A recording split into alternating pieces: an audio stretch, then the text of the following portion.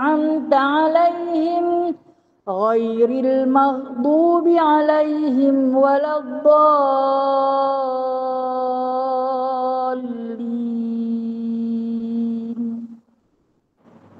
آمين. أعوذ بالله من الشيطان الرجيم. بسم الله الرحمن الرحيم. الحمد لله الذي أنزل على عبده الكتاب ولم يجعل له عوجا قيما لينذر بأسا شديدا من لدنه ويبشر المؤمنين الذين يعملون الصالحات أن لهم أجرا حسنا ماكثين فيه أبدا وينذر الذين قالوا اتخذ الله ولدا ما لهم به من علم ولا لآبائهم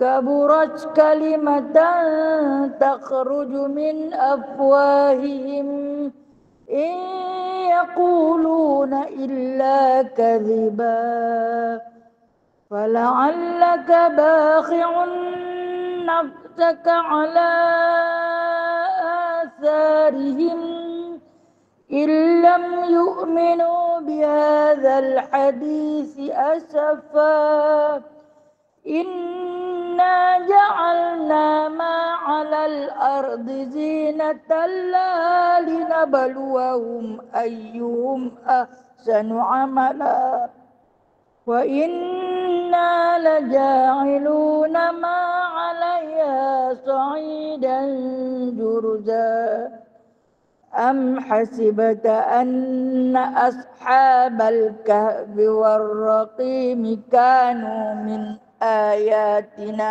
عجبا إذ أوى الفتية إلى الكهف فقالوا ربنا آتنا من لدنك رحمة وهيئ لنا من أمرنا رشدا سبحانك اللهم بحمدك أشهد أن لا إله إلا أنت أستغفرك وأتوب إليك.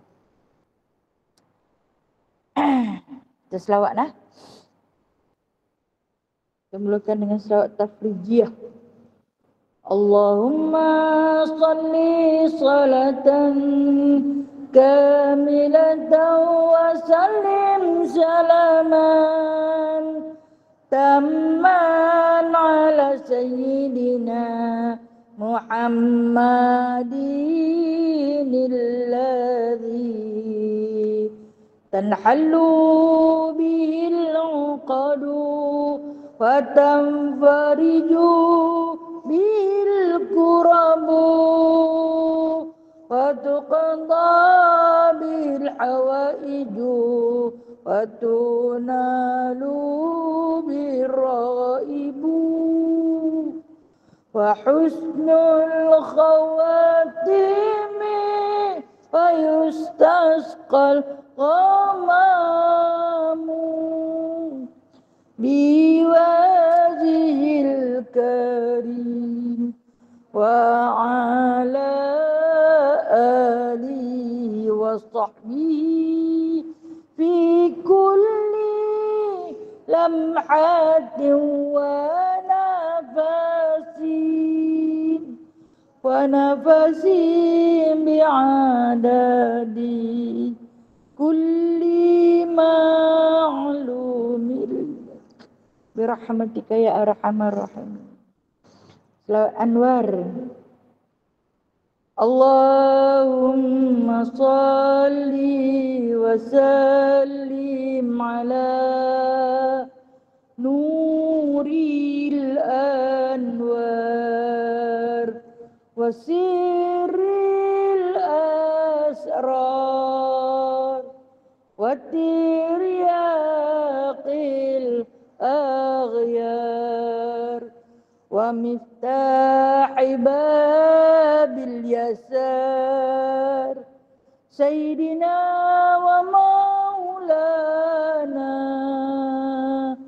محمد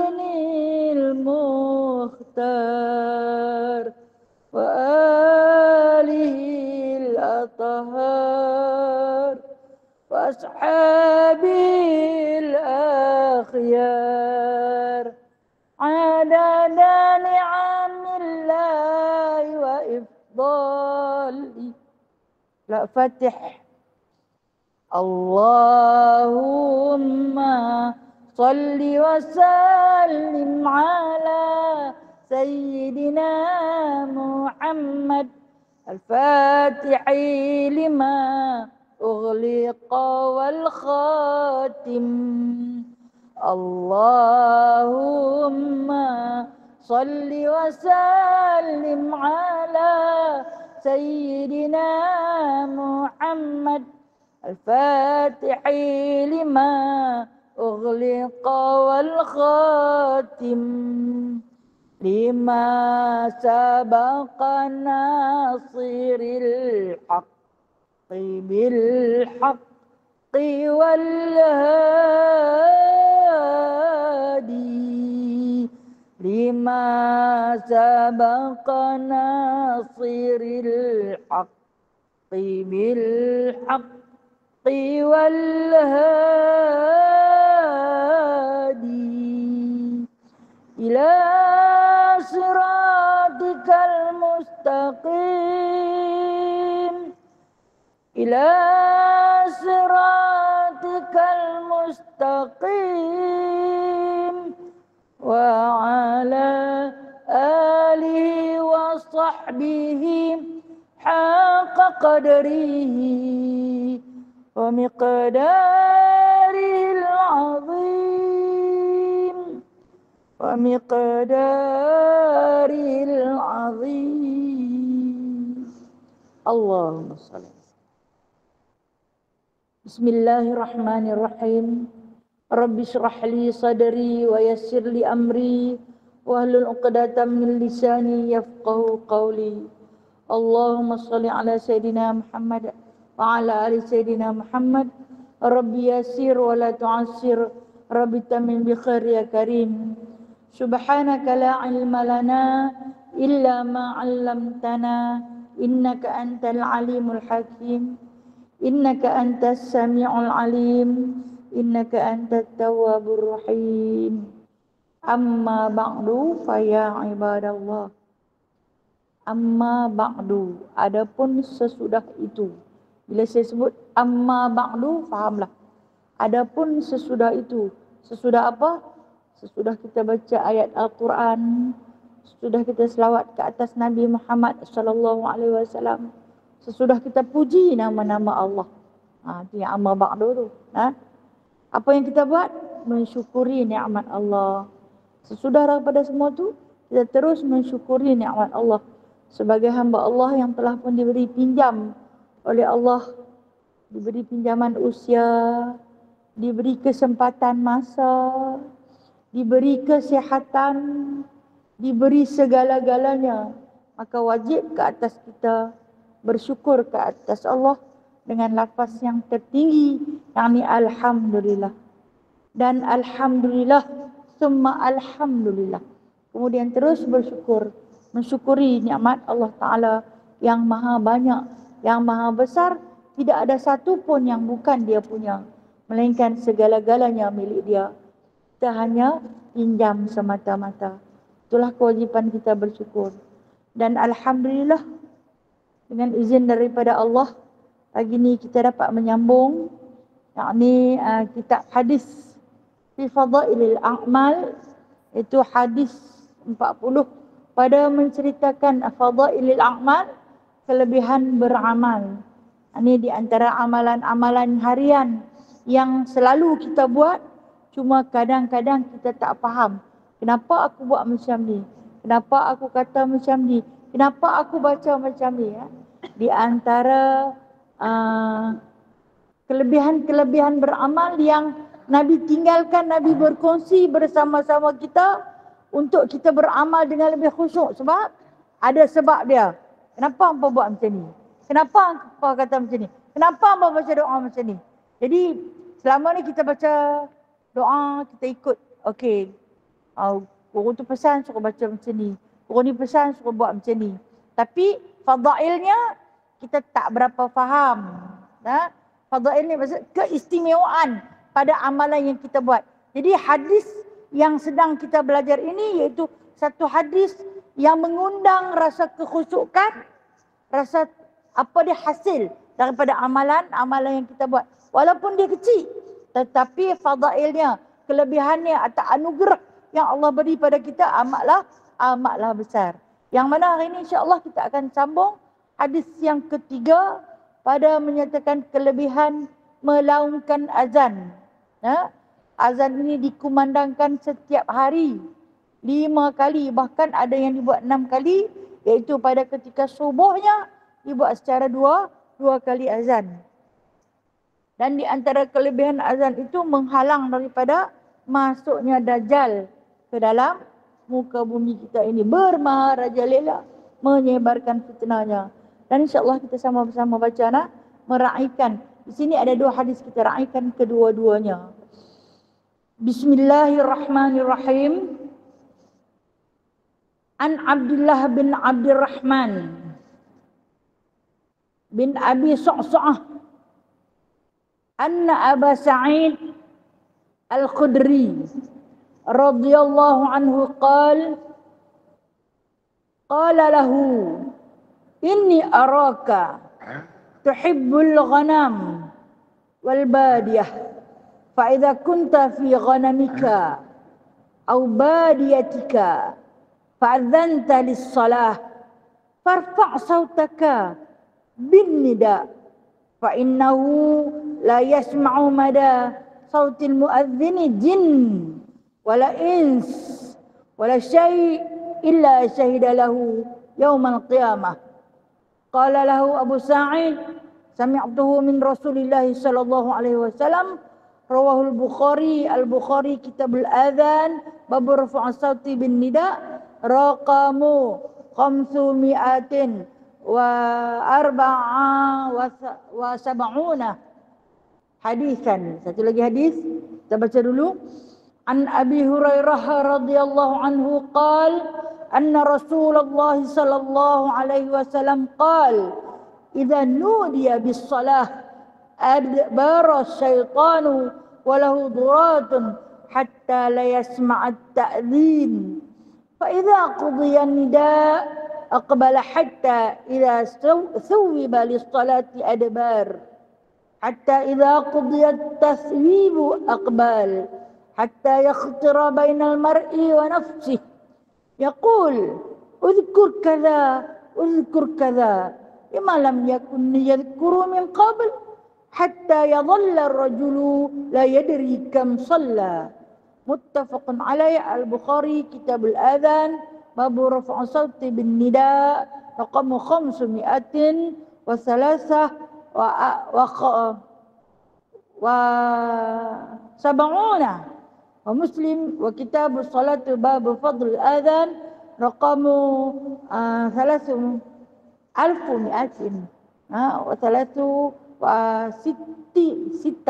wa 56. Bismillahirrahmanirrahim.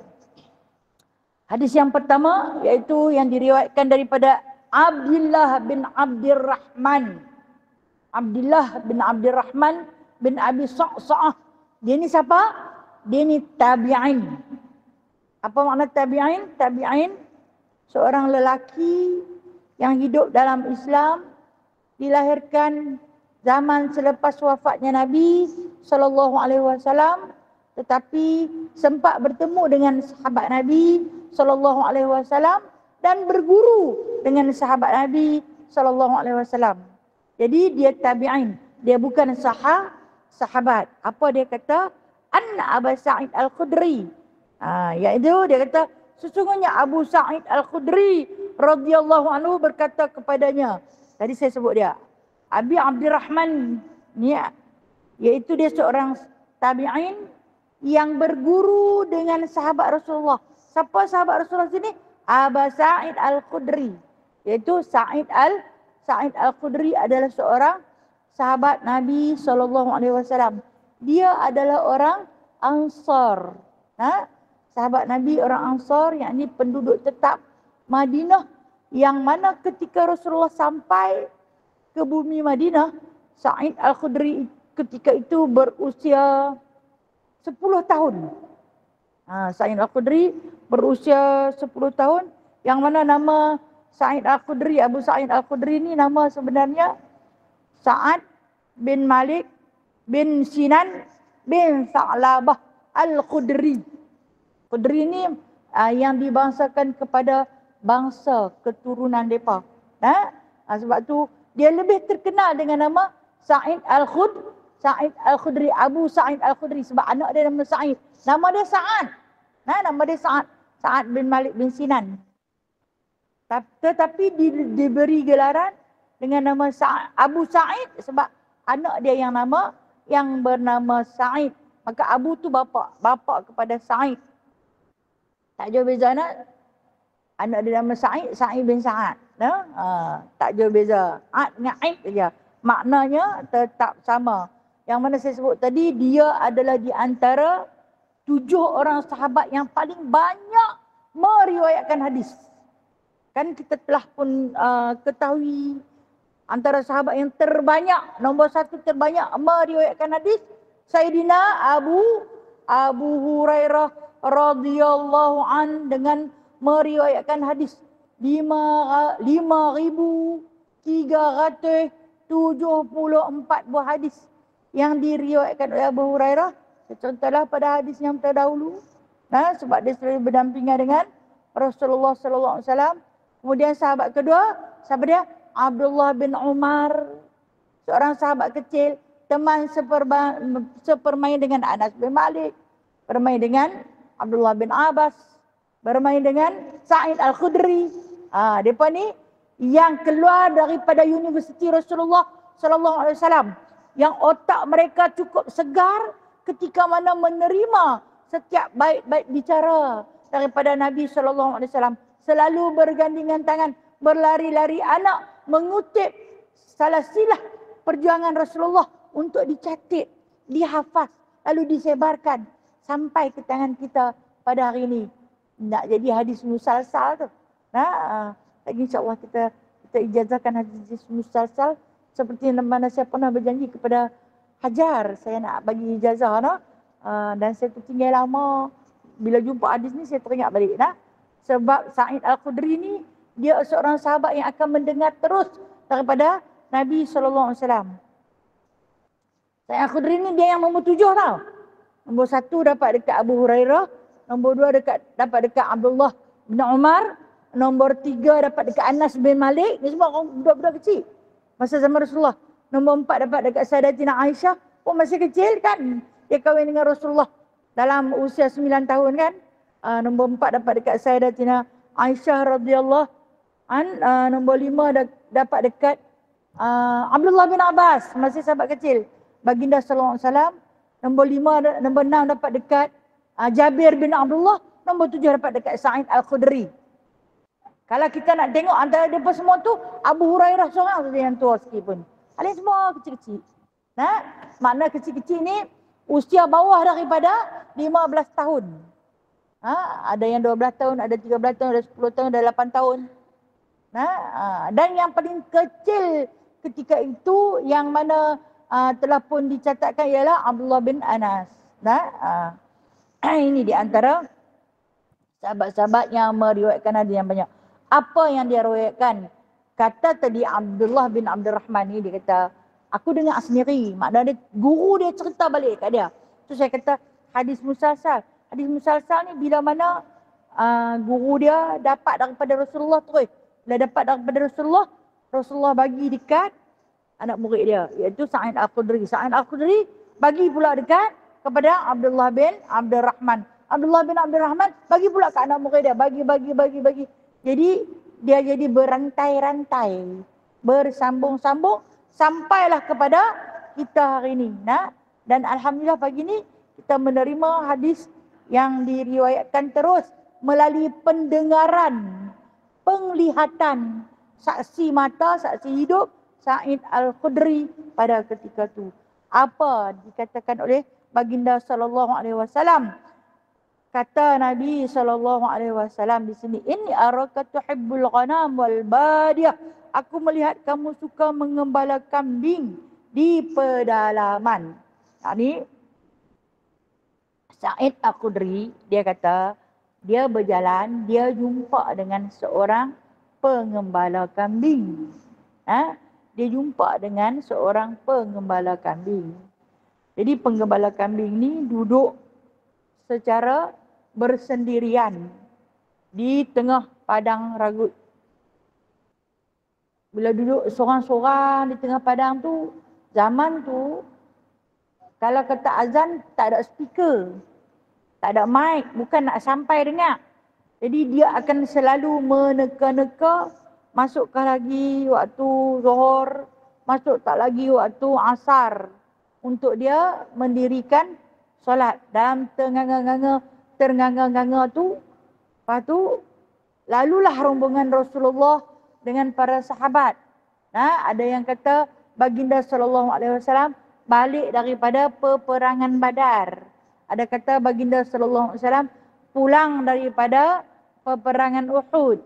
Jadi tengoklah di situ adanya seorang pengembala kambing yang sedang termanggu sendirian. Bila tengok orang tu, nak tanya apa dia? Masuk dah lagi waktu semayang. Macam kita lah kan.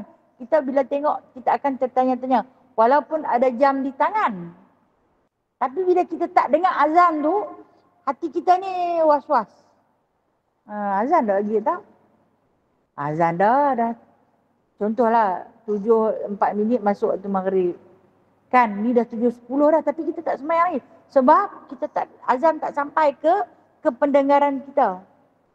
Jadi bila keadaan kita was-was, kita akan ternanti-nanti. Bertanya kepada mungkin yang baru masuk tu dia dengar. Kita tak dengar. Jadi ini yang berlaku kepada si pengembala kambing tu tadi. Dalam suasana yang sedemikian, Rasulullah terus kata dekat dia. Ni Rasulullah terus kata dekat si pengembala kambing tu.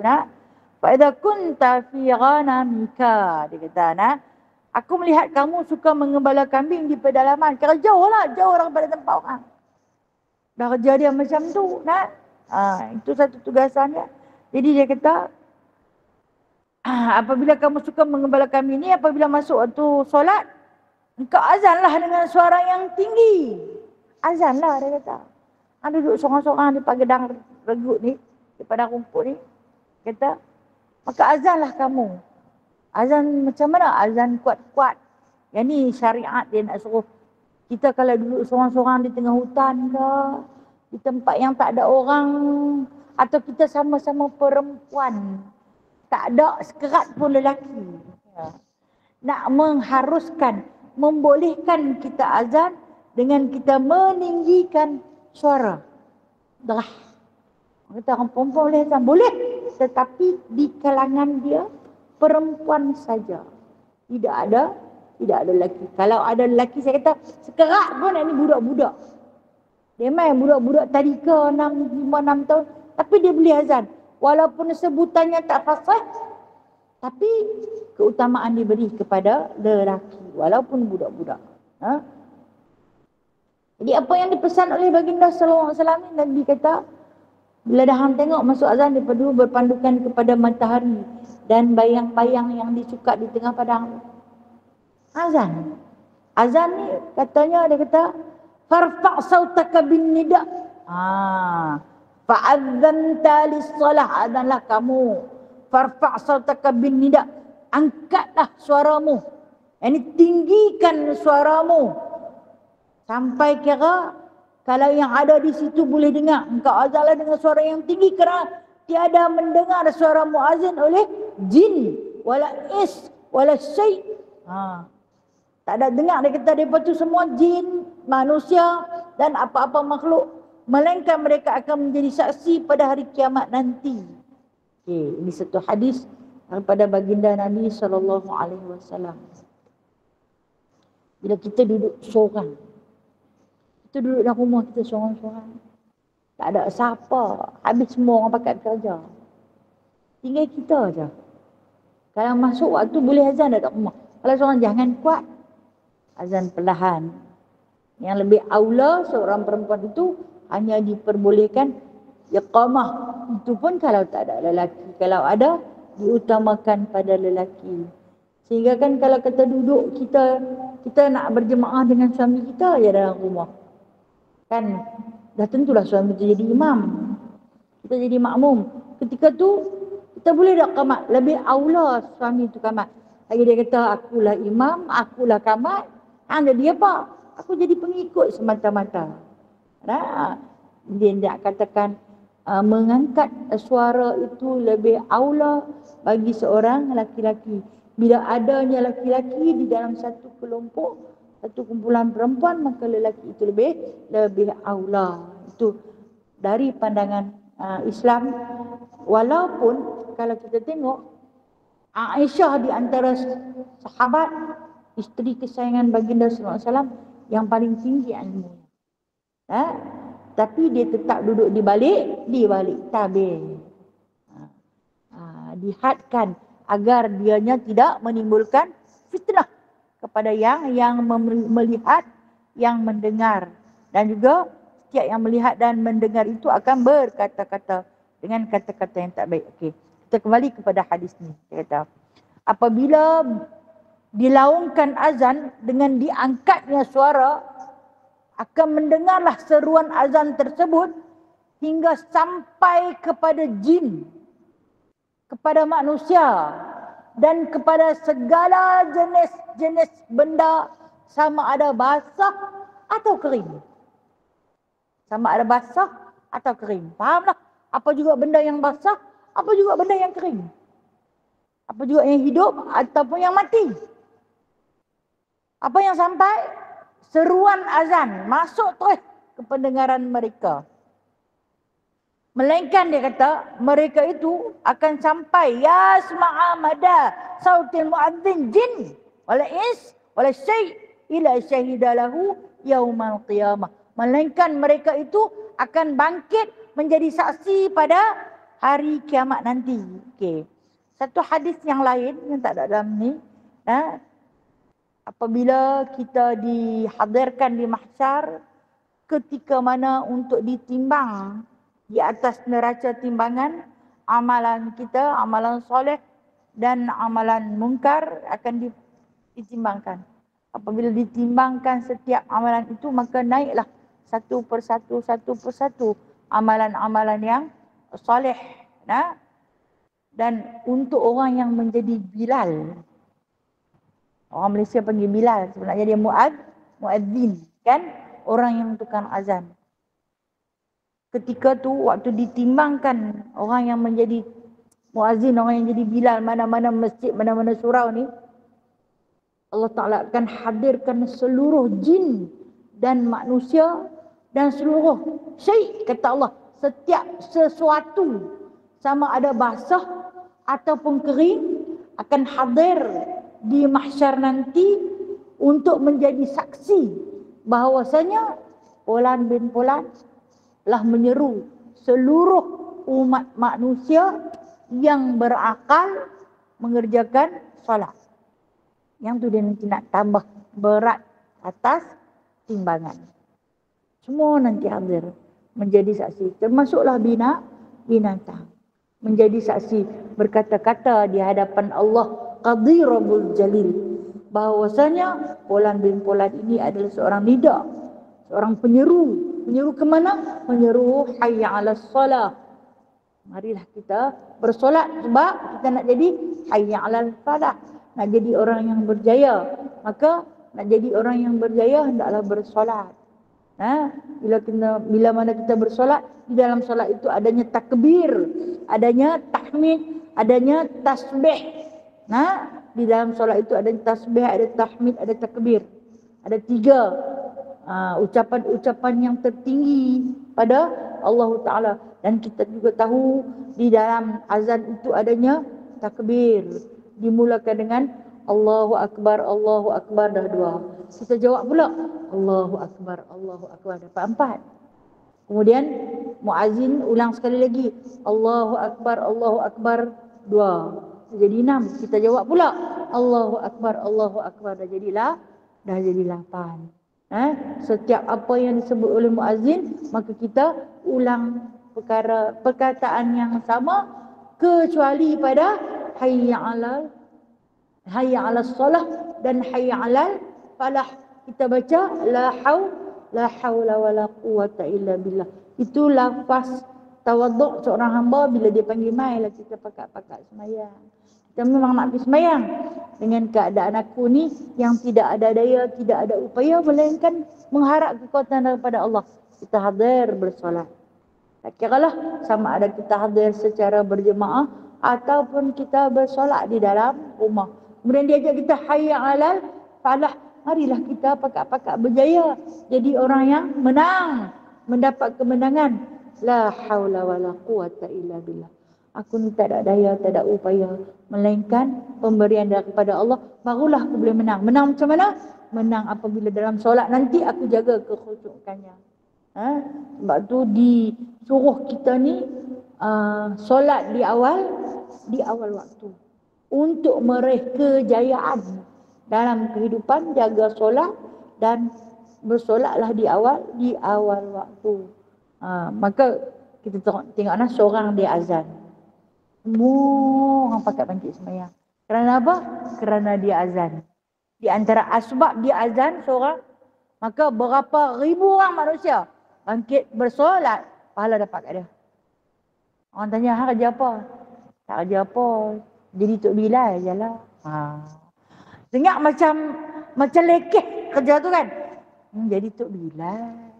Apalah sangat. Sebenarnya dia jutawan. Dia jutawan akhirat. Di sisi Allah Subhanahu Wa Taala di padang mahsyar nanti, saksi-saksi dia akan hadir di kalangan jin, di kalangan manusia, di kalangan binatang, di kalangan syai'. Bila Allah Taala sebut ni, tak kira sama ada benda tu basah atau kering, akan jadi saksi. Itulah jutawan. Jangan memperlekehkan tugas yang dianggap. Orang bukan imam lah. Bukanlah Bilal saja. Bilal. Okey. Mungkin kita dengan intonasi suara kita yang Bilal saja pun bukannya apa sangat. Sebenarnya dia lagi hebat daripada Perdana Menteri. Dia lebih hebat daripada raja-raja. Sebab sekali dia azan, orang pakat bangkit. Orang yang sedang tidur pun dah tak senang tidur. Orang yang sedang bekerja pun dah tak senang bekerja. Semua akan menghentikan segala aktiviti. Sama ada cepat atau lambat, tapi dengan sebab dah azan dah. Orang tak tanya siapa azan. Tapi orang dengar, sudah panggilan azan. Istimewanya. Tapi kalau kita duduk seorang-seorang tak ada siapa, kita azan siapa dengar? Ada jin yang mendengar. Jin yang mentaati Allah, jin Islam, mereka juga akan bangkit melakukan syariat. Maka sebanyak bilangan jin, punya ramai, akan bersolat, dapat pahala. Mereka akan hadir di mahsyar nanti menjadi saksi, yakni saksi telinga. Saksi telinga. Kita ni selalunya kalau muadzin yang azan ni, kita tak saksikan dia nanti duduk dalam bilik seorang-seorang kan. Tempat yang tertutup, ada satu bilik dia nanti azan, lepas tu baru dia, lepas azan baru dia keluar. Orang takkan menyaksikan dia. Hanya ada dia dengan Allah. Dan para jin, para malaikat akan menjawab setiap satu laungan azan yang dilaungkan. Setiap satu. Dan kita baca di antara, macam mana boleh Allahumma rabbaha lihidda'wati tammah. Kita tengok. Kita raikan hadis yang kedua dulu, iaitu hadis daripada Abi Hurairah radhiyallahu anhu qala, yang mana dikata anna Rasulullah sallallahu alaihi wasallam idza nudiya bis salah adbara syaitanu wa lahu durat hatta la yasma' ta'zin. Hadis daripada Abu Hurairah kata, apabila dilaungkan azan untuk solat, syaitan akan melarikan diri sambil terkentut kuat. Punya lari sampai terkentut-kentut. Ini bukan cerita lawak. Ini Rasulullah abang ni dia punya lari. apabila dilaungkan kalimah azan yang pertama, Allahu Akbar, Allahu Akbar, dia dengar tu luruh jantung hati dia tu, dia punya lari sejauh-jauh sehingga kan terkentut-kentut dia tu. Nah, kata Nabi, hatta idza tubalis salah adbar. Sampai dia jadi macam tu. Sampai bila yang dia jadi macam tu? Sampai habis azan tu. Sampai habis. Tu yang kata di antara tempat yang dia akan singgah, yang dia berpakat berimpun adalah di dalam tandas. Orang Pulau Pinang panggil jamban. Kita pun kelang kabut dengar orang azan nak masuk jamban. Geng dah tu. Mungkin penghulu lah kot. Nah, tahan sat bagi lepas azan. Kecuali lah kalau darurat sangat. Tak boleh tahan dah nak keluar sangat. Sebab tu Rasulullah suruh kita ni awalkan. Kalau kata 5 minit sebelum masuk waktu tu, siap dah berwudu. Kita ni tunggu sampai azan, baru nak masuk bilik air. Tak elok tu orang, tak elok tu. Jangan sampai azan. Elok orang pun azan, kita pun nak dalam bilik air. Elok lah tu. Orang duk azan, aku duk ambil sembahyang dah. Tak elok tu. Kita duduk di dalam bilik air. Bilik air yang saya kata yang bersambung dengan tandas sekali tu. Kan dalam bilik air tu ada tandas. Masuklah syaitan yang lari sampai terkentut-kentut tu. Tengok-tengok lah ada geng rupanya dalam ni. Nah, ada geng aku dalam ni, dia duk ada. Hang masuk bila pun, lari bila pun ada. Kenapa dia lari dalam bilik air? Kenapa dia lari duduk di dalam tandas? Kerana situ tempat yang kotor, tempat yang mengandung najis. Apabila tempat yang ada najis, maka kalimah-kalimah thayyibah akan masuk ke situ. Jadi dia pun masuk, tang sini tak dengar. Yang dengar kita dengar azan. Jangan duk jawab azan lah. Dalam bilik air, jangan jawab azan. Terlepaslah apabila jawab azan. Sebab itulah Rasulullah ni suruh kita bersiap sedia sebelum masuk waktu. 5 minit sebelum masuk waktu. 5 minit sebelum azan. Contoh, kalau lah kata Zuhur pun 1-4 minit begitulah. Lah ni makin awal. Jadi 12.55 tu masuk dia siap dah. Masuk dia siap. Ni dah yang kata time tu dia dengar azan dia masuk. Tu kira orang yang jaga awal waktu. Aku sembahyang di awal waktu, cantik bersolat di awal waktu. Tapi dalam masa yang sama, dia masuk di dalam tandas bersama dengan syaitan hak lari tu. Tu sedikit kekurangan, kecacatan dari segi amalan hak cantik tu. Dia menjaga solat di awal waktu. Dan kemudian disebut dia kita sampai bila depa yang jadi macam tu dia kata hatta idza qudiyas taswibu aqbal, sehingga dia tidak mendengar suara muadzin sampai habis azan. Keluar balik bila ikut kita keluar tadi tu. Kita pun ambil sembahyang kan, ambil keluar di depan pintu baca doa. Baca doa apa? Bukan doa azan, tak sempat tadi duduk dalam bilik air. Dia mungkin baca doa lepas berwuduk. Teringat doa azan tak ada berjalan, sambung dengan doa azan. Dia keluar lah. Masa tu kalau kita boleh tengok ni berbulu lekat di kita ni. Berbulu dekat kita. Tapi dia gugur dengan doa yang kita baca. Kita baca doa lepas wuduk. Dan mungkin waktu azan tu kita baca doa lepas azan. Tapi sebaik-baiknya jangan masuk dalam bilik air ketika mana orang sedang azan. Tunggu sat ataupun awalkan antara dua tu. Sehingga kan Nabi kata makruh, benda yang paling aku benci perbuatan orang yang masuk dalam bilik air ketika azan. Makruh tahriman, makruh yang boleh menghampiri kepada perkara haram. Ni tak kisah dah lah duduk dalam bilik air waktu orang azan sambil hisap rokok, sambil sembang dengan orang luar. Memang Rasulullah marah sangat-sangat. Tempat syaitan. Yang kemudian dia kata apabila setelah tamat azan tu dia kata syaitan datang semula. Sehingga apabila dia iqamatkan sekali lagi syaitan melarikan diri. Dia patah balik mai. Dia keluar balik lah. Keluar melewat-lewat. Sebab tu ada orang tua-tua, ini kata orang tua-tua. Boleh pakai cakap orang tu. Saya kata cakap orang tua ni boleh pakai. Jangan duk keluar lagi ni. Jangan duk balik kan. Menyembang lama. Dengar orang azan baru nak lari balik ke rumah. Jangan duk balik lagi. Saya beretuh dengan jin. Dia pun duk lari. Padahal dengan hang pun duk lari balik. Mak tak accident dengan dia. Jadi dia kata. Dia pun nanti lari sat. Bila mana habis azan keluar mai. Bila qamat lari pula. Itu di antara dua ibadah syariat, azan dan juga iqamah itu ada doa. Doa yang diajar oleh baginda Nabi sallallahu alaihi wasallam. Dengan doa apa dia? Allahumma rabba hadhihi ad-da'wati tammah was-salatil qa'imah ati sayyidina Muhammadanil wasilata wal fadilah wasyarafa wad darajatal 'aliyatar rafi'ah وَبَعَثْهُ مَقَامًا مَحْمُودًا الَّذِي وَعَدْتَهُ إِنَّكَ لَا تُخْلِفُ الْمِيعَادَ. Kita baca doa azan lah, cukup tak tertib. Tak tertib. Sebab apa? Doa ni cukup mahal harga dia. Allahumma rabba hadhihi ad-da'wati tammah. Ya Allah, ya Tuhan kami, Tuhan yang telah mensyariatkan seruan azan, wassalatil qa'imah dan sembahyang yang akan didirikan. Kurniakanlah kepada junjungan besar Nabi Muhammad sallallahu alaihi wasallam wasilah. Nak tahu wasilah tu apa?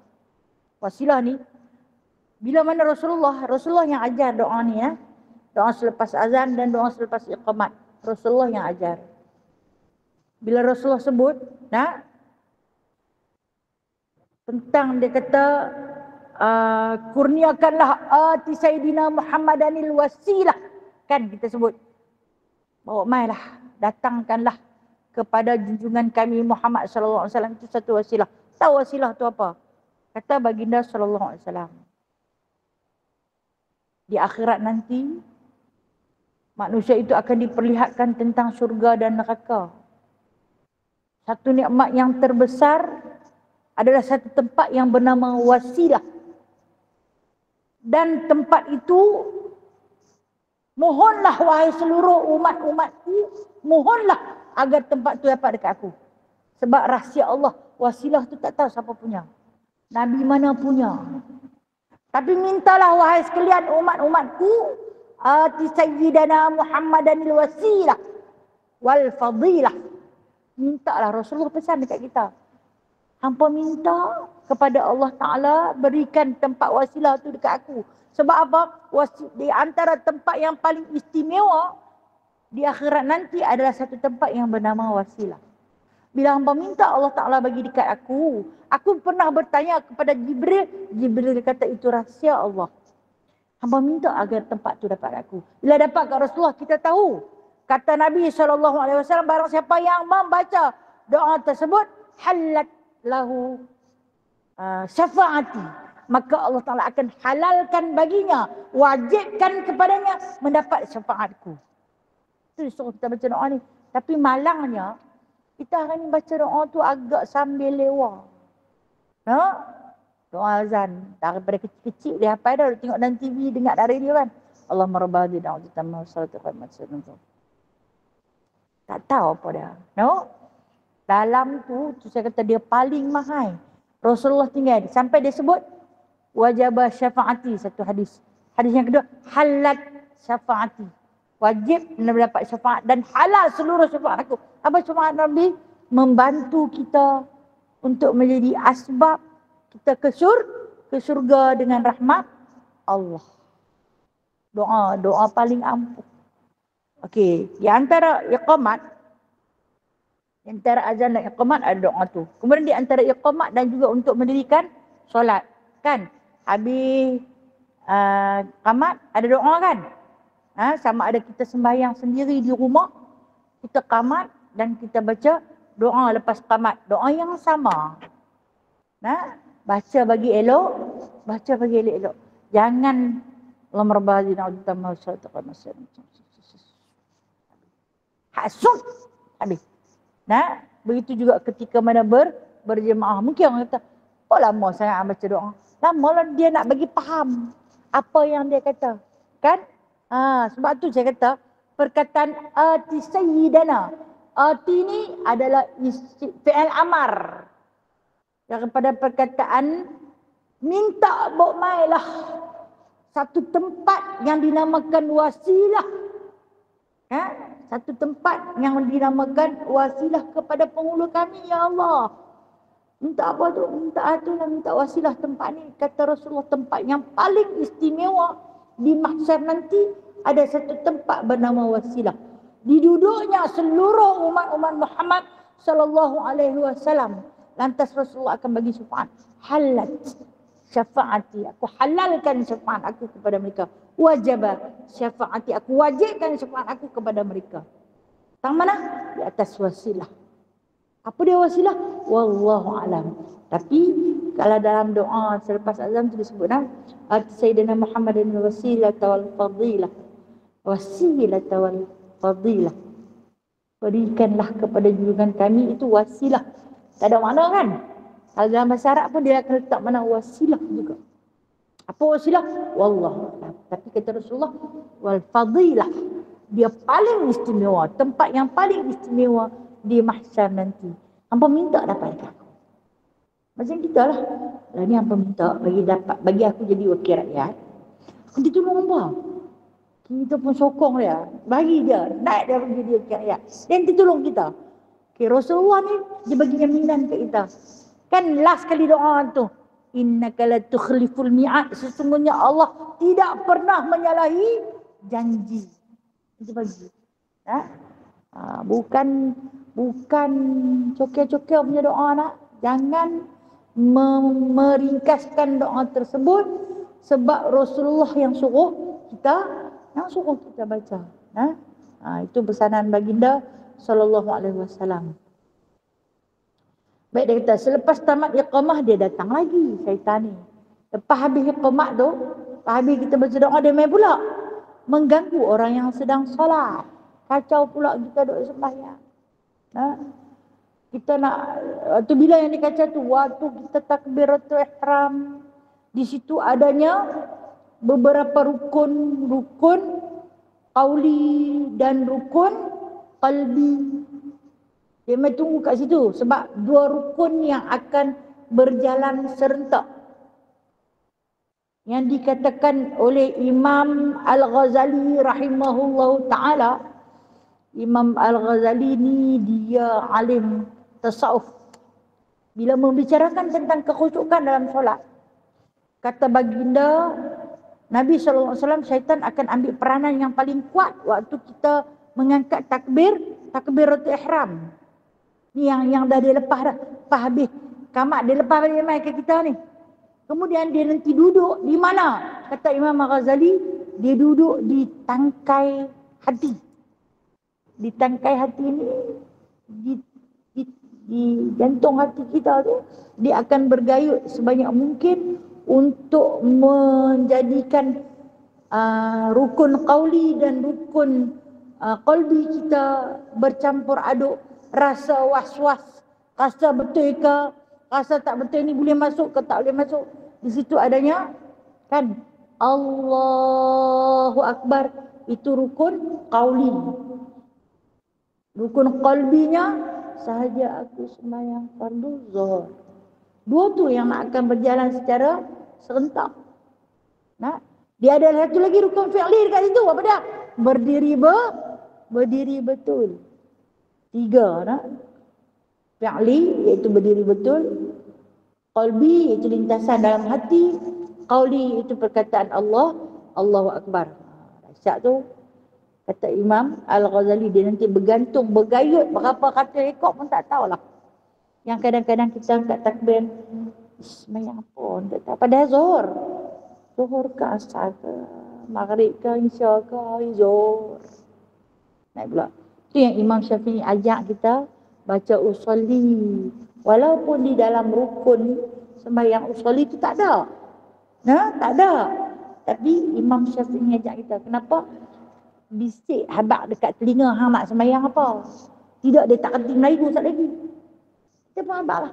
Usalli fardu zuhri arba'a raka'atin.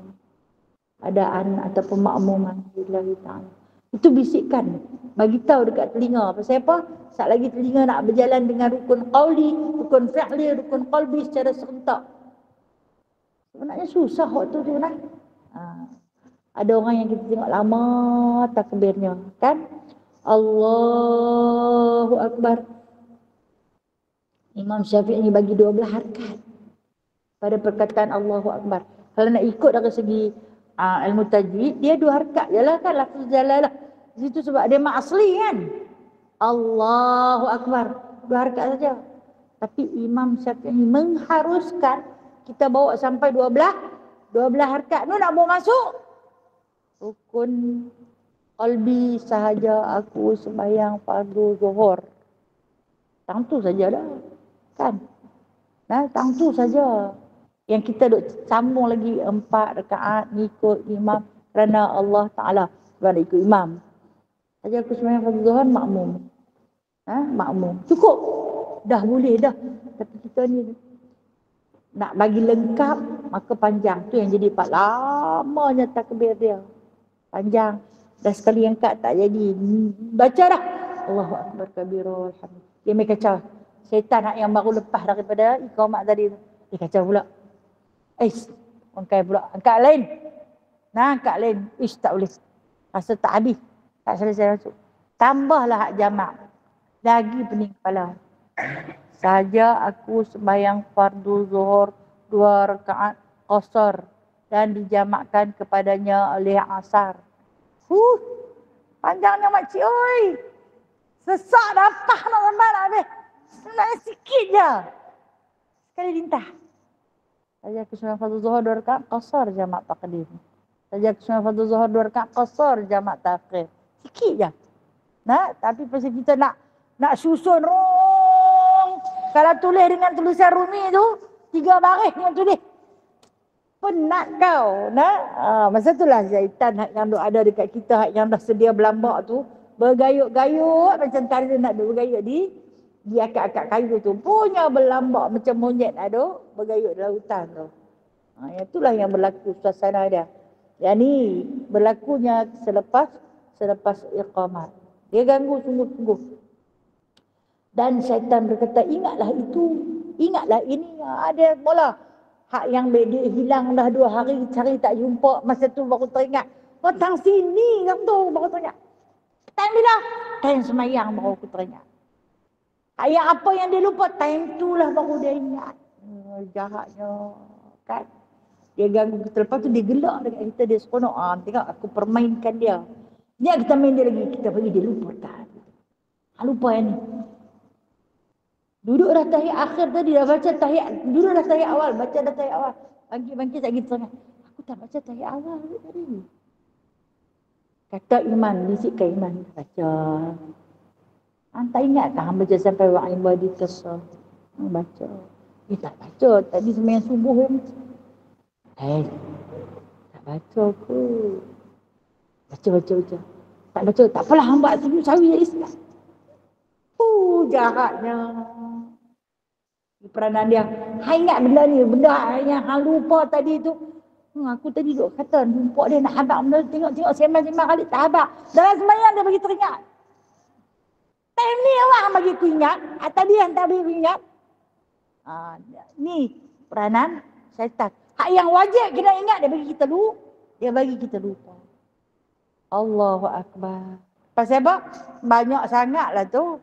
Kan dalam perut kita pun dalam ramah berapa punya banyak yang duduk menghuni, yang mungkin yang dah beranak pinak berapa lama yang duduk di dalam hati perut kita ni. Itu dia kata. Dibisikkan kepada kita, uzkur kaza. Ingatlah benda ni. Ingat hilang. Apa yang bawah pelipat kain. Kan kita kadang-kadang beg duit ni pun banyak. Daripada beg besar, beg tangan. Lepas tu dalam beg tangan tu kan dia ada anak pinak. Sampai ke beda-beda nak beli runcit. Balik kedai selit jelah tu. Cari melilau. Tak jumpa.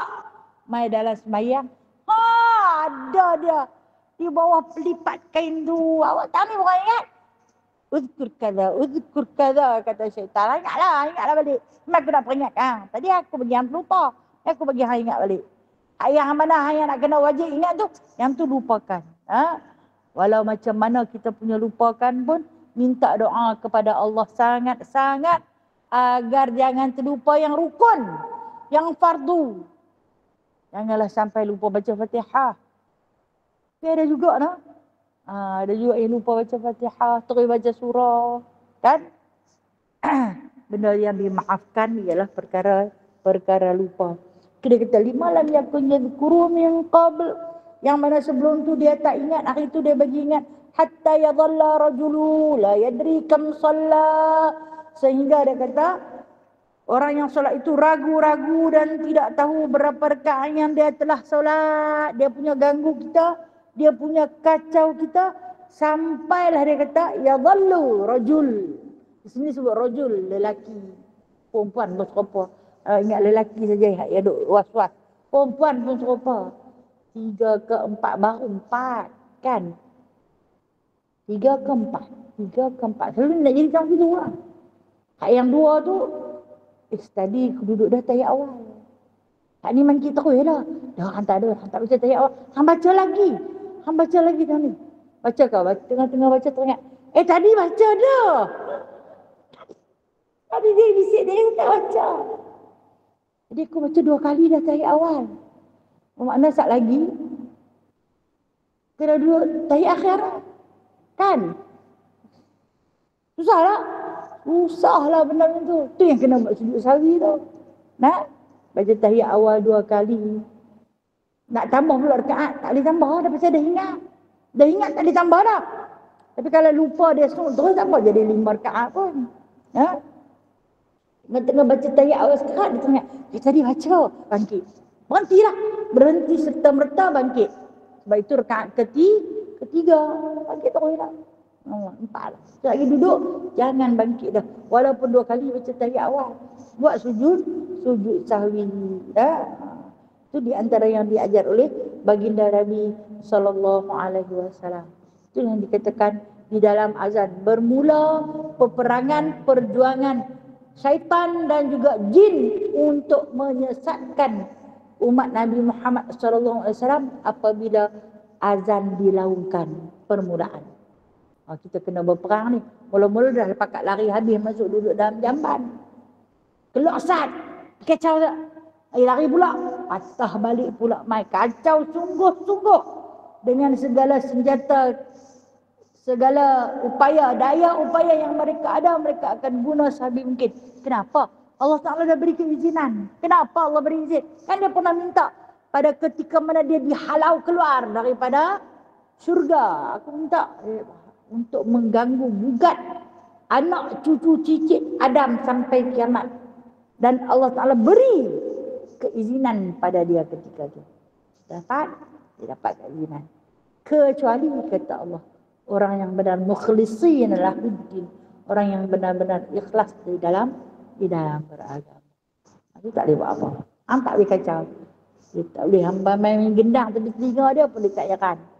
Yang ni baru bunyi cicak di atas. Cicak bunyi. Cari tentang mana cicak lagi main berak atas dia dah aku. Baru nak sembang dengan cicak dah. Kita punya diganggu, digugat oleh syaitan yang lari daripada azan dan juga iqamat tersebut. Jadi itu sudah selesai seperti mana yang saya janjikan pada awal tadi untuk kita sampaikan ni kayaknya masuk hadis, keterangan hadis ni boleh baca sendiri ikut tak apalah saya baca. Bertugas sebagai muazzin adalah satu pekerjaan yang mulia kerana muazzin setiap hari berulang alik ke masjid untuk melangkan suara azan. Berbanggalah kalau ada ahli keluarga kita yang jadi muazzin iaitu memanggil orang ramai untuk hadir solat berjemaah. Rasulullah sallallahu alaihi wasallam mendoakan keampunan kepada mereka. Allahumma arsyidil a'immata wa ghfir lil muadzinin. Akhrajahu Abu Daud hadis yang ke-517, At-Tirmizi hadis yang ke-207, wa Ahmad hadis yang ke-761. Ya Allah, bimbinglah para imam dan ampunilah para muazzin. Itu di antara doa Rasulullah. Di akhirat nanti mereka lah manusia yang paling panjang leher karena teruja dengan kurniaan nikmat dan layanan istimewa daripada Allah Subhanahu Wa Taala. Ini hadis riwayat Imam Muslim. Apa maksud mereka yang paling panjang leher? Imam dan Bilal yang panjang lehernya di akhirat nanti. Tahu siapa? Tengok anugerah banyak. Sampai panjang leher. Ini dia punya, ini dia punya. Nu bawa masa sih. Ini dia punya, ini dia punya, ini dia punya. Masya Allah. Sampai panjang leher. Duk jenguk tu. Banyaknya bertimbun. Anugerah kurniaan pahala. Jangan malu kalau anak kita menyandang jawatan seorang imam. Jangan malu kalau anak kita hanya menjadi seorang Bilal. Ketahuilah itu adalah jawatan tertinggi di sisi Allah Subhanahu Wa Taala. Hebat. Nah, dunia tak diiktiar pun tak mengapa. Orang tak pandang di dunia tidak mengapa. Tetapi dia dipandang di akhirat. Diraikan oleh para malaikat. Sesungguhnya jika manusia memahami kelebihan melakukan azan dan solat di saf pertama, sudah tentu mereka akan berebut-rebut sehingga terpaksa diadakan undian. Ini hadis. Ini semua hadis-hadis sahih daripada Imam Bukhari. Kalau kata dia tahulah kelebihan jadi imam dan duduk di saf depan, kelebihan azan dan duduk di saf depan, nescaya dia lawan cabut undi, punya nak jadi. Berebut-rebut. Baginda juga menjanjikan syurga kepada muadzin yang ikhlas serta komitmen dengan tugasnya yang telah melakukan azan selama 12 tahun. Yang ni ditulis 60 pahala pada setiap azannya dan ditulis 30 pahala pada setiap iqamahnya. Banyak tu, dapat 90. Setiap kali dia azan dan setiap kali dia qamat, dapat 90 kelebihan pahala untuk diduduki di mahsyar nanti. Besarnya pahala, no? Masya-Allah taala. Saya kata kita perempuan tak berpeluang nak menduduki dua mandat ni. Kita tak layak menjadi muazzin dan kita tak layak menjadi imam kepada seluruh orang. Tetapi kita terhad hanya kepada perempuan saja. Namun kita boleh raih pahala hebat ini melalui anak didik kita. Tak kira lah dia anak murid kita ke. Mai sini, mak tu nak ajak azan. So ni yang jadi muazzin tau. Jadi Bilal. Kita azan. Daripada perkataan yang kita ajar, itulah yang akan menjadi pahala jariah yang akan memberi saham di akhirat. Besar sangat pahala. Okey. Jadi habis dua hadis ni, hadis tentang kelebihan azan. Dan kalau kita akan sambung pada bulan depan, kelebihan menjawab azan. Dan sebelum tu, seperti mana yang saya janjikan, maaf Hajar, saya terlewat. Saya baru teringat bila malam kemarin kami pergi ke Dewan Selawat. Bila kali kedua saya menerima ijazah tersebut, baru saya ingat. Saya pernah berjanji kepada Hajar untuk ijazahkan hadis musalsal. Kan Hajar pernah minta di surah Seri Delima untuk ijazahkan hadis musalsal dengan pertanyaan Hajar apakah maksud musalsal. Sebut musalsal itu satu hadis yang berantai. Berantai ini didengar terus daripada kalam Nabi SAW. Kemudian sahabat bagi tahu secara berantai, bagi tahu bisik. Diceritakan Nabi ini dia buat kepada Jabir bin Abdullah ketika mana sedang menunggang di atas kuda. Jabir duduk menempel di belakang Nabi, duduk berpelukkanlah dengan baginda SAW. Jabir bin Abdullah masa ketika ni berusia dikatakan dalam 11 hingga 12 tahun. Naik satu kuda dengan Rasulullah. Inni uhibbuka, dengan kata Nabi SAW. Aku ni sayang sangat-sangat dekat engkau, wahai Jabir. Maka kata baginda SAW, la tada' fi duburika, fi salati duburika, Allahumma a'ini ala zikrika wa syukrika wa husna ibadatik. Jangan hang tinggal sekalipun, sehari pun. Dia kata, apabila setiap kali kamu selesai solat, iaitu doa Allahumma a'ini ala zikrika wa syukrika wa husni ibadatik. Ya Allah, ya Tuhanku, tolonglah aku untuk sentiasa aku menyebut namamu, dan memperelokkan segala amalanku. Jadi doa ni yang diajar oleh baginda sallallahu alaihi wasallam melalui hadis musalsal. Jadi Nabi ni bila dia sampaikan satu-satu hadis musalsal secara senyum, sahabat akan tersenyum. Kalau dia sampaikan hadis musalsal secara menangis, sahabat akan menangis. Kalau dia sampaikan hadis musalsal secara bersalam, berpegang tangan macam tu, sahabat akan buat macam tu. Jadi baru ni saya terima ingat kat TV sekali lah, kita ijazah secara bersalam, adalah untuk kita buat seorang-seorang kan kita ramai, jadi sebelah menyebelah. Kak T dia dah terima ijazah dah baru ni, Kak T boleh sebelah menyebelah pegang tangan begini, saya nak ijazahkan, kemudian sekali lagi sebut qabiltu, aku terima. Okey, qabiltu, sebab Rasulullah buat macam tu. Tu kata musalsal. Okey, kalau bertiga ni berjauh kan, bila dah jauh boleh buat 3 sekali berangkai. Kita nak rangkaikan boleh.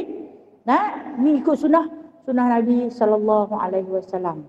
Tapi pegang tangan secara berangkai gitu. Cari kawan. Ikut saya nah. Hadis yang telah pun tak apa sudah. Okey. Boleh nah? Dua. Kalau boleh dua, cari dua. Cuma saya kata yang ni pasal bertiga. Boleh 3. Kalau yang ada sepasang buat berdua.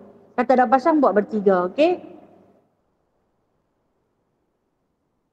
Saya cakap dalam bahasa Melayu sebab lebih faham Okey. Saya telah diijazahkan daripada guru saya, Syekh Rosli bin Osman, dan juga Syekh Nizam Al-Banjari, yang telah diambil daripada guru-guru mereka dan telah diambil daripada Jabir bin Abdullah, dan Jabir Abdullah dengan terus daripada baginda Nabi sallallahu alaihi wasallam dengan kata Nabi sallallahu alaihi wasallam, sesungguhnya aku terlalu mengasihimu. Ikut saya, sesungguhnya aku terlalu mengasihimu, maka aku ijazahkan kepadamu, bacalah doa ini setiap kali selesai solat. Allahumma a'ini ala zikrika wa syukrika wa husni ibadatik. Sebut semua qabil itu. Alhamdulillah. Itu ijazah hadis musalsal. Ada, dia banyak hadis musalsal ni. Nanti ada rezeki saya nanti bagi. Hadis musalsal tadi, hadis musalsal birrahmah, untuk kita berkasih sayang. Nanti saya akan bagi lagi untuk permulaan majlis. Tolong ingatkan andai saya lupa setiap kali kita nak mulakan majlis, dia ada satu hadis musalsal. Rasulullah kata untuk ditebarkan rahmat di kalangan kita dan turunnya rahmat Allah kepada orang yang duduk di dalam majlis ilmu. Wallahu a'lam. Kira insya-Allah bulan depan kalau ada rezeki kita masuk kepada kelebihan menjawab azan. Wallahu a'lam. Saya buka, ada apa soalan nak tanya, insya-Allah mampu saya jawab. Ya. Apa dia? Okey. Macam mana orang perempuan yang duduk sorang-sorang dalam kereta, dia duduk azan, macam mana? Masya Allah. Kita boleh azan. Di antara azan yang disuruh, apabila kita takut, kita dalam suasana takut, disuruh kita azan, kita duduk dalam kereta tu takut tu. Kita tak langgar orang, langgar kita. Kadang rasa macam lepas lintas, tak lepas. Kan? Kadang tengok kereta banyak, boleh kan nak keluar. Dan takut, untuk mententeramkan jiwa yang kacau, kita azan. Baik, cantik. Dan yang kedua, ketika mana berlaku musibah seperti banjir, atau kebakaran, disuruh kita azan. Sebab segala jenis musibah itu datang daripada Allah. Bala bencana itu datang daripada Allah Azza wa Jalla. Kita nampak punya besarlah ribut yang duk main tu, puting beliung dia atau banjir yang besar sedang melanda atau hujan yang begitu kuat. Turun tak berhenti-henti, tak boleh dikawal. Kita laungkan azan. Dengar segala makhluk-makhluk yang sedang berpusing atas perintah Allah tu. Dengar kalimah Allahu Akbar, Allahu Akbar. Dengar insya-Allah yang maha besar. Malu makhluk tersebut. Dia akan reda. Api yang sedang marak menyala. Malu mendengar. Dia akan reda. No? Tu kita boleh tak azan dalam kereta? Ya boleh. Duduk sorang-sorang. Nah, azan dalam kereta. Boleh. Dulu ada sorang-sorang dalam rumah. Azan dalam rumah. Boleh. Sangat-sangat dianjurkan. Terima kasih Kak Intan. Hajar, silakan.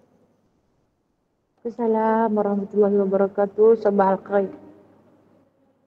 InsyaAllah, insyaAllah.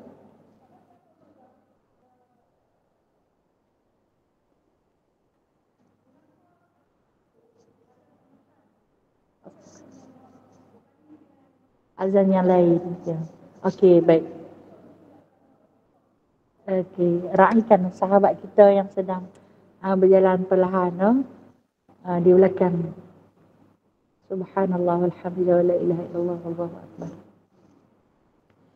Okey, soalan Hajar iaitu pasal apa dalam azan subuh, dalam azan subuh berbeza dengan azan-azan yang lain dengan ada tambahan as-salatu khairun minan naum. Kita faham, kita semua sedia faham dah.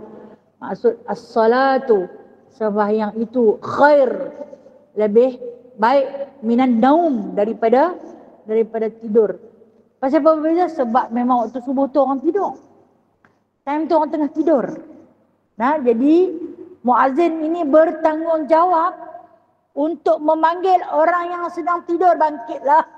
Kerana sembahyang tu lagi baik daripada tidur. Kalau hangpa nak tahu, tidur ni tak terang mana pun. Bangkitlah. Dia kejutkan orang yang sedang tidur. Hai, kita zuhur pun kita tidur juga. Tapi kenapa dia tak panggil? Kan? Kenapa dia tak panggil? Tidur orang yang tidur malam tak sama dengan orang yang tidur siang. Tidur orang yang tidur malam, tambah yang jenis suka berjaga. Kan? Benda yang paling Rasulullah kata makruh ni orang yang tidur pukul 12 ke atas.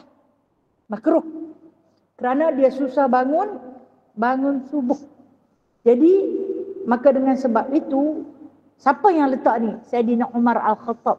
Yang meletakkan kalimah as-salatu khairum minan naum. Sembahyang itu lebih baik daripada tidur. Zaman baginda sallallahu alaihi wasallam saya sebut tadi, dia tak ada speaker. Bila tak ada speaker, maka sahabat yang dengar azan di sini akan sambung di sana. Jadi bila sementara nak sampai ke rumah-rumah penduduk Madinah tu agak jauh. Jadi kata Umar Al-Khattab, yang mana yang belum lagi bangun tu, kuatkan as-salatu khairum minan naum. Kuatkan. Sembahyang itu lebih baik daripada tidur. Bangunlah sekalian untuk kamu bersolat. Jadi itu di antara salah satu sejarah kenapa di dalam azan subuh adanya as-salatu khairum minan naum.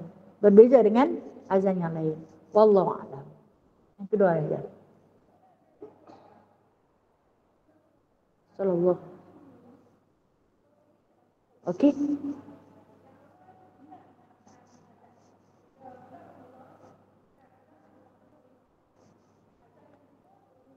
Abdullah bin Maktum. Okey.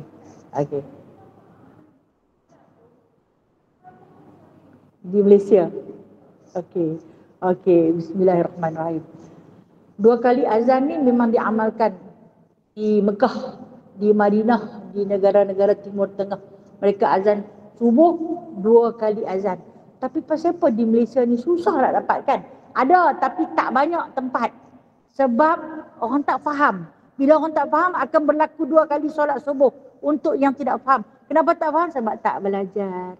Kenapa tak belajar? Sebab malas belajar.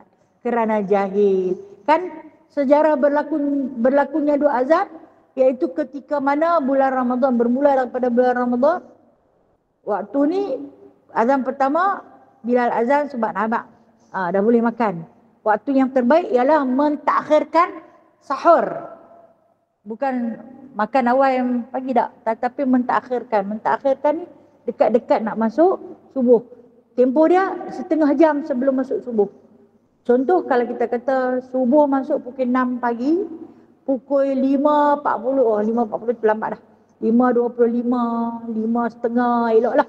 Kita makan sahur.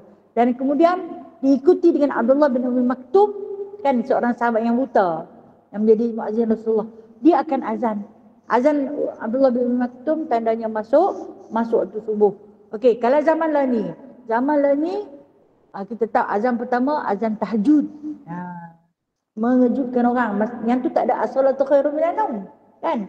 Azan untuk mengejutkan umat manusia bangun bersolat tahajud. Selalunya sejam sebelum masuk waktu. Kita bangkit, kita sempatlah buat 2 rakaat tahajud, mungkin 2 rakaat taubat, dan diakhiri dengan witir jikalau belum witir pada malamnya. Dan bila mana di Malaysia pernah dibudayakan azan tersebut, menimbulkan banyak kekeliruan di kalangan. Saya katalah, bila orang jahil ni, dia pun tak tahu, dia pun marah. Apa azan sampai 2 kali, aku dah semayang dah. Tak apa, dia tanggunglah dosa. Bukan tanggung dosa, hang tanggung kebodohan hang. Sebab hang tak mahu pergi mengaji. Orang suruh pergi mengaji, lepas tu marah kat orang. Kemudian bila dah di komplain banyak sangat, benda ni dibawa kepada pihak atasan, maka disebut ada yang komplain siapa? Orang yang bukan Islam kata bising. Orang Islam ni azan sampai 2 kali. Kami nak lena tak boleh. Sekali cukup lah. Itu yang jadi dicantak. Sebab terlalu menjaga sensitiviti umat yang lain. Kan? Itulah itu satu punca dia. Komplain tak boleh lah azan kuat-kuat ni, ganggu kami nak tidur. Pasal apa sampai 2 kali, sekali cukup lah. Kan? Apabila kejahilan bermaharajalela, maka manusia terpaksa akur meninggalkan yang sunnah. Terima kasih Jan. Yang ketiga insya-Allah taala. Okey. Kuliah. Okey. Ya betul. Okey.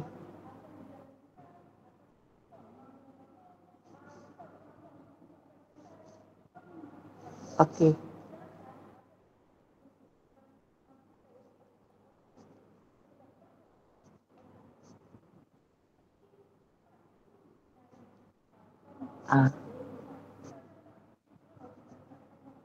Tak dengar, tak tahu masuk ke tidak kan?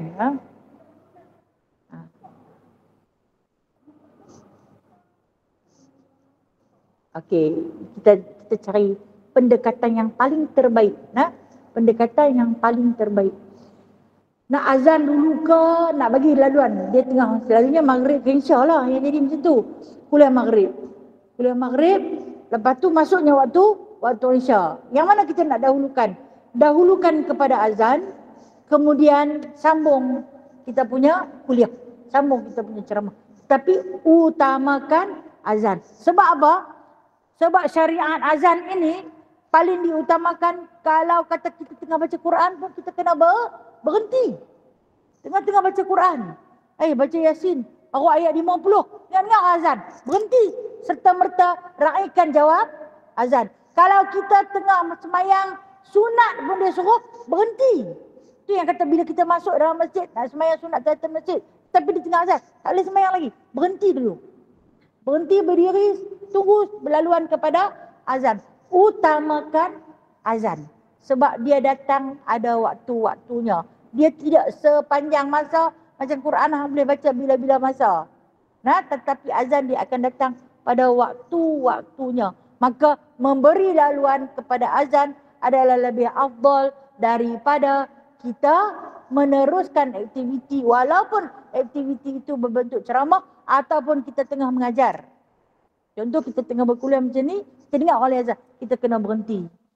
Pun macam Hajar kata, kadang-kadang masalah pada kita yang duduk di rumah, tak dengar azan, rupanya ada kuliah, tak dengar azan, kita pun duduk tunggu kuliah pun tak dengar, azan pun tak dengar. Tengok jam dah pun meleret. Mana pi azan? oh mereka tak azan. Dengan sebab apa? Mereka iqamat saja dengan kerana ada kuliah. Maka itu tak baik. Yang terbaik azan. Itu yang terbaik. Kita nak cari fadail, kelebihan dalam beramal. Okey, terima kasih Hajar. Okey, sahabat lain ya.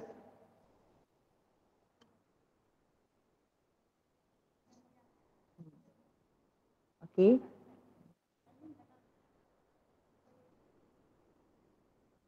Antara tiang ni ke tiang ni? Aha. Boleh sambung balik tiang sebelah sana. Tak. Dia ada tiang, dia ada dinding. Dia diangkat sebagai dinding hijab. Jadi tak putus saf. Ya boleh. Kalau tidak, nanti orang tilangkau tiang tu, kan? Dia tidak dianggap sebagai putus saf. Sebab dia ada halangan. Dia ni disifatkan sebagai dinding yang menghalang kedudukan kita untuk nak bersambung saf. Okay. Ya.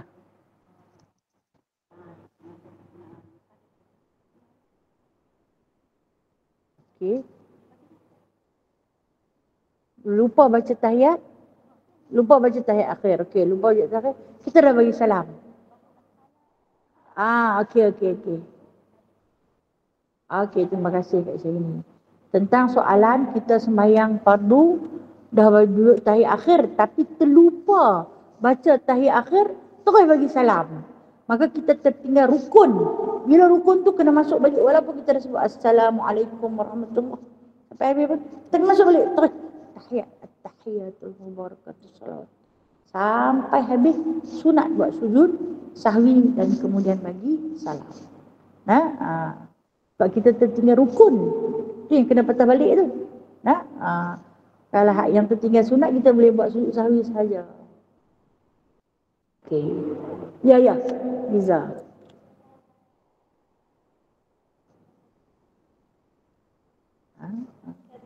Ya. Okey. Baik. Terima kasih. Okey. Tentang pada kalimah azan, pada perkataan asyhadu anna Muhammadar Rasulullah. Kan dia akan ulang 2 kali. Pada ulangan kali kedua. Wa asyhadu anna Muhammadar Rasulullah tu bila disebut anna Muhammadar Rasulullah, ini para sahabat buat sebab mengikuti perbuatan yang pernah dilakukan oleh Nabi Allah Adam alaihi salam. Sebab dia pernah melihat kalimah Muhammad sallallahu alaihi wasallam sebagai mahar perkahwinan dia dengan Sayyidatina Hawa. Jadi dia kata kepada Allah Subhanahu wa taala, dia teringin nak tengok Muhammad tu yang mana. Maka kata Allah Subhanahu wa taala, himpunkan kedua jari kamu, maka lihat diperlihatkan pada kuku ibu jari ini wajah baginda sallallahu alaihi wasallam. Lantas dia mengikut perbuatan tersebut. Kata ulama, barang siapa yang mendengar azan pada kalimah wa asyhadu anna Muhammadar Rasulullah, perkataan anna Muhammadar Rasulullah, sunat dia menghimpunkan kedua ibu jari dia. Macam ni. Macam ni. Dekat ni. Melihat kepada kedua-dua kuku ni. Marhaban bi zikrillah qurrata a'yunina bika ya Rasulullah. Kalau ingatlah. Kemudian disapukan kepada mata sini. Buat tiga kali. Kata Syekh Ramli, dia tidak akan buta selama-lamanya. InsyaAllah ta'ala. Dia tidak akan buta selama-lamanya. Kalau buta mata, tapi tidak akan buta hati. Terima kasih Mizana. Marhaban bizikrillah qurrata a'yunina bika ya Rasulullah. Assalamualaikum Ustazah. Nak tanya satu soalan. Assalamualaikum warahmatullahi wabarakatuh. Silakan. Bab azan kan. Macam pagi subuh tu kan sunyi kita dengar 2-3 tempat azan kan. Kadang-kadang azan yang pertama kita dengar dah sudah dan bersambung pula azan yang kedua. Dan yang ketiga macam mana kita nak kena tunggu perhabis semua ke ataupun kita terus boleh solat dah? Okey, terima kasih Kak Naria. Kita azan subuh biasanya bila suasana sunyi kita akan dengar rata-rata surau tu azan, masjid ni azan, masjid tu azan. Sampai 3-4 tempat azan ni. Kan? Sampai 3-4 tempat azan. Jadi kita ni dah jawab satu, hak ni tak habis lagi. Jawab satu, ini yang mana satu kita nak tengok. Adakah boleh kita meneruskan dengan solat sunat fajar? Ataupun kita kena tunggu bagi habis ke semua sekali. Kita cari paling afdal. Kita boleh tunggu bagi habis semua sekali. Agar kita tak keliru dalam bacaan solat nanti. Dan boleh tak kalau kita nak sembahyang? Boleh apabila kita dah selesai dengan satu azan pada satu tempat. Yang mana dulu kita dengar, okey kita dah ikut dia. Sampai dia baca habis, sampai dia azan selesai. Kemudian kita pun dah boleh bersolat. Mungkin kita nak pergi kerja. Atau kita ada urusan-urusan lain yang kita nak kena tunaikan. Oh ni surau ni pula sambung. Oh masjid ni pula sambung. Jadi kalau kita nak tunggu agak mengambil masa. Ketika tu kita dah boleh, kita boleh bersolat dah. Tapi kalau nak cari yang terbaik, tunggu bagi selesai lah. Nah, agar tak mengganggu bacaan dalam solat kita. Nah, wallahualam. Jadi boleh kita buat dua-dua lah. No? Masih. Beno? Assalamualaikum Ustazah. Waalaikumsalam warahmatullahi wabarakatuh. Ya silakan. Ustazah, macam azan kan Ustazah, kalau orang kafir komplain kita faham lah. Tapi kalau orang Islam pula pergi komplain Ustazah kata azan ni mengganggu apa semua tu, macam mana tu Ustazah? Okey, baik. Terima kasih. Terima kasih Ustazah. Sahabat kita ni tanya, kalaulah kita ni azan, yang komplain tu orang kafir, kita fahamlah dia tak faham. Tapi kalau yang komplain tu orang Islam, kan? Kalau orang Islam yang tengah komplain, bising lah, nak tidur tak boleh, kami ni nak pergi kerja ke, kami kerja malam ke, kerja siang pun tak kira lah. Ataupun kami memang tak mahu sembahyang kalau tidur. Kalau orang Islam yang komplain, persetankan kalau Islam yang komplain. Hang bukan tak erti, kan? Kita ni awal-awal kelahiran, no? Baru beberapa minit dilahirkan, terus dibisikkan kalimah azan di telinga. Pasal apa anak ingkar? Kalau dia komplain, jangan peduli komplain dia tu. Jangan peduli, kita persetankan dia. Dia mungkin setan terlampau banyak dalam perut dia.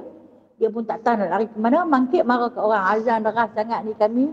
Tak tenteram, nak tidur lagi gini. Jangan pedulikan dia. Tangkap dia, tarbiyah bagi dia banyak-banyak. Jangan marah depan-depan deras. Tangkap dia, tarbiyah kat dia lagi banyak-banyak. Tapi Ustazah, dia pergi komplain direct dekat pejabat agama. So pejabat agama suruh kita slowkan azan. Macam mana tu Ustazah? Tu jadi susah, no? Bila dia pergi komplain kat orang atasan. Orang atasan pula masuk belah dia. Suruh kita slowkan azan. Rasulullah kita bacakan hadis tadi. Rasulullah kata, irfa' sautik. Tinggikan suara kamu. Bagi sampai ke langit dengar pun tak apa. Itulah macam ajar tanya tadi lah, nak jaga sensitiviti masyarakat. Kena hormati, no? Nak jaga sensitiviti masyarakat. Ini syariat. Tidak? Sebenarnya nak tegak syariat Allah tu bukan mudah. Memang orang Islam, no? Bila orang Islam yang kata macam tu, susah kita duk fikir. Ni Islam ke Melayu, mungkin sekadar Melayu saja kot. Kan? Kita kena kuat ni. Sebenarnya kita kena kuat di dalam menegakkan syariat Allah. Kena kuat. Kalau kita lemah, habis yang tu tak boleh, hak ni tak boleh, tak sebab apalah. Kan? Itu dia personal. Jangan bagi dia pemenang. Bagi juga syariat Allah menang. InsyaAllah ta'ala. Terima kasih Ustazah. Sama-sama kasih. Kita kena kuat lah. Apa pun kita kena kuat. Habis no? Betul-betul habis dah ni? Okey, InsyaAllah esok saya di Masjid Al-Qahar, Pematang Malau. A'udzubillahi minasyaitonirrajim. Bismillahirrahmanirrahim. Alhamdulillahirabbil alamin hamdan katsira hamdan yuwafi ni'amahu wa yukafi'u mazidah. Ya Rabbana lakal hamdu kama yanbaghi li jalali wajhikal karim wa 'azimi sultanik. Allahumma zidna 'ilman nafi'a wa fahman wasi'a wa rizqan halalan tayyiba wa 'amalan mutaqabbala wa taubatan nasuha wa tijaratan lan tabur. Allahumma ansur lil Islam minal muslimin wal muslimat fi Filastin wa fi Gaza wa fi Rafah wa fi kulli makan wa fi kulli balad wa fi kulli zaman. fansurna 'alal qaumil kafirin. Ya musabbibal asbab, ya fatihal abwab, ya sami'al aswat, ya qadiyal hajat, ya mujibad da'awat, ij'alna minan najihin. Wa sallallahu ala sayyidina Muhammadin walhamdulillahi rabbil alamin. Taqabbalallahu minkum, taqabbal ya karim. Terima kasih semuanya.